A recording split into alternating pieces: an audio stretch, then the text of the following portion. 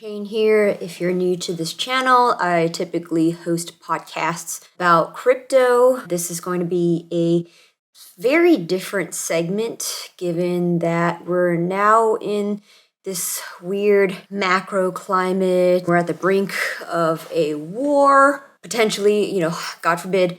All this is mystifying if you haven't been paying attention to what's been going on with the world in the last, 20 years or so. All of it could be demystified if you start recognizing patterns in governments, in war, taxation, and money. All of those things are relevant today, and understanding the history of these cycles is going to inform how we got to this place now. I thought that it would be an important initiative to read one of the most important books that you'll ever read with a dark screen, possibly a little ASMR action. You can listen to this book while you sleep. This book that goes through the history of these cycles, these boom and bust cycles, is called War Cycles, Peace Cycles. It's written by Richard Hoskins. This book is notoriously difficult to get. I bought one of the last ones that was in stock on Amazon. One of these books sporadically pops on Amazon, but otherwise you could find that book and download it from archive.org in its PDF form, but the paperback and hardcover versions are notoriously hard to get. And not only that, if it is in stock, it's one of the most expensive books out there. It would cost around $100 and something. Knowledge is power, and this is my way of giving back to you by reading this book out loud. Without further ado, we're going to turn on the black screen and you will hear audio only. Chapter 1, Babylonian Economic System, 2000 BC. The First Defaults. Archaeologists digging in the ruins of ancient temples, or ziggurats, in Babylonia have discovered extensive evidence of the economic system practiced by the priests of Baal. Instead of finding money, coins as we know it, we mostly find clay tablets representing promises to pay, or IOUs. Along with the clay tablets has been uncovered the secret of their economic system, a system in some respects more efficient than our economic system today. People only borrow when they are in need or if they are greedy and think they are getting a bargain. In Babylonia, after a bad crop year, the farmers would be forced to go to the priest of Baal for a loan to buy seed for the following year. Let us say a farmer named Seth was one of those who needed money for seed. The temple priests were most accommodating and graciously allowed Seth to borrow 10 talents, under condition that he repay 11. His land, livestock, wife, children, and he himself served as collateral. In that day, there was little money in circulation. The sudden appearance of 10 talents in circulation allowed Seth and all the other farmers to buy seed and plant great fields of grain.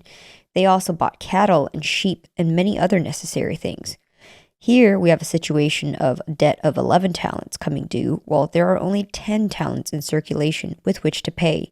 We can imagine that Seth was panic-stricken after having paid back 10 talents and finding that he still owed one more, and that there was no way to pay because there was no more money in circulation.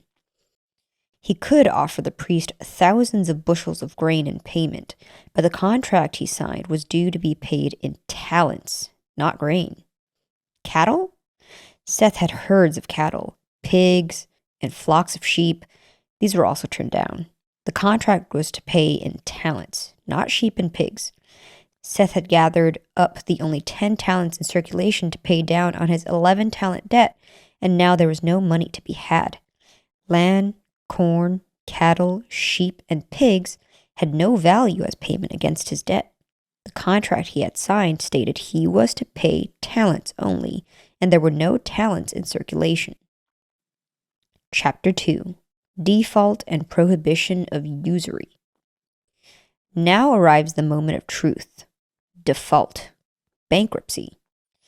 Since Seth could not pay his debt of 11 talents when there were only 10 talents in circulation, he must forfeit his collateral. His livestock went first, his lands next, then his children were sold into slavery, as well as his wife, and then he himself became a slave. This is where most slaves came from: debt. Besides Seth and his family, there were tens of thousands of Babylonians who could not pay debts of 11 talents when only 10 talents were in circulation. By the thousands, they were herded into captivity. The priests of Baal reduced a large part of their fellow countrymen to slaves, and the system of interest spread wherever Babylonian armies marched or Baal priests practiced their religion. Prohibition. The God of Abraham, Isaac, and Jacob saw how his people, Israel, were adopting the practices of the Baal priests. They were lending 10 talents and demanding payment of 11 talents when there were only 10 talents in circulation. They were reducing their own people to slavery just like the heathen Babylonians, in violation of God's express law against such practices.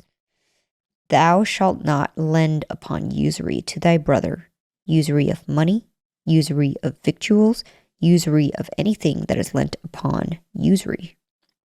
Unto a stranger thou mayst lend upon usury, but unto thy brother thou shalt not lend upon usury. Deuteronomy 23:19-20. Prohibition. When the interest system was again creeping in, this time from Egypt, it was commanded to be written, He that putteth not out his money to usury, nor taketh reward against the innocent, he that doeth these things shall never be moved. Psalm 15:5. Once more, the Babylonian system of interest was rampant in Assyria, Babylon, and Greece, causing ruin and despair wherever it reached, and so God placed prohibition upon prohibition. He that hath not given forth upon usury, neither hath taken any increase, that hath withdrawn his hand from iniquity, hath executed true judgment between man and man, hath given forth upon usury, and hath taken increase. Shall he then live? He shall not live. He hath done all these abominations. He shall surely die. His blood shall be upon him. Ezekiel 18:8-13. There were 2 more prohibitions. Ye exact usury, every man against his brother, let us leave off this usury. Nehemiah 5:7-10. He that by usury and unjust gain his substance, he shall gather it for him that will pity the poor. Proverbs 28:8.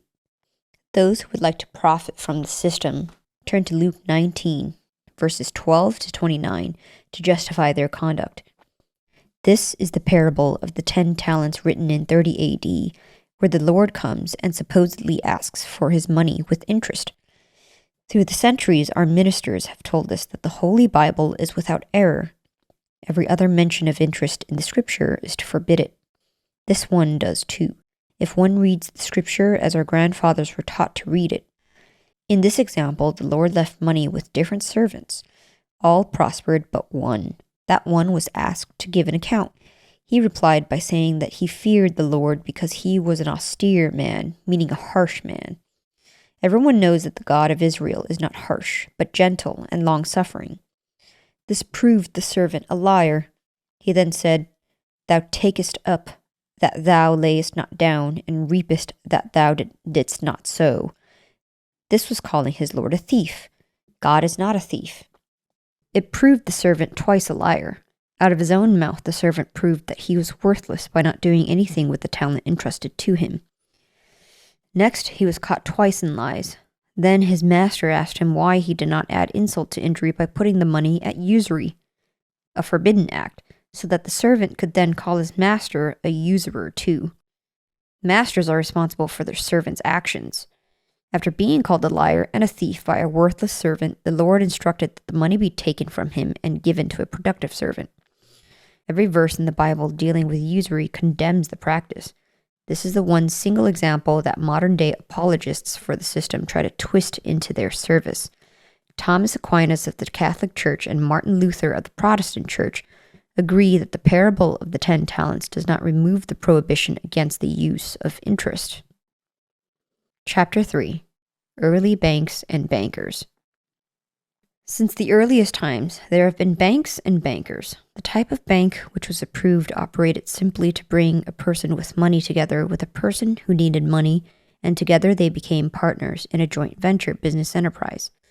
For this service, banks charged fees. The other kind of bank, which was disapproved, operated on the Babylonian principle of lending 10 and collecting 11. The one was necessary, natural, and orderly, the other unnatural and disorderly. The reasons the disorderly interest system has been forbidden to faithful Christians are obvious. If you borrow 10 and are forced to pay back 11, sooner or later the usurer will take your property. Ancient money contracts. The example used earlier of Seth borrowing 10 talents and having to repay 11 talents is straightforward and easily understood. But to elaborate just a little, suppose Seth goes again to the lender and borrows 10 gold talents and agrees to repay interest each year of 3 1/3 talents, and also agrees to repay the 10 gold talents whenever the Baal priest asks for it.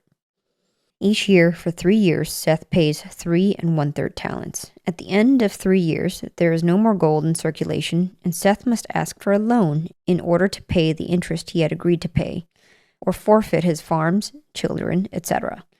The lender then has a choice. He can lend Seth gold talents with which to pay interest, or he can give him a clay tablet, which the lender says is worth 3 1/3 talents, and keep his gold.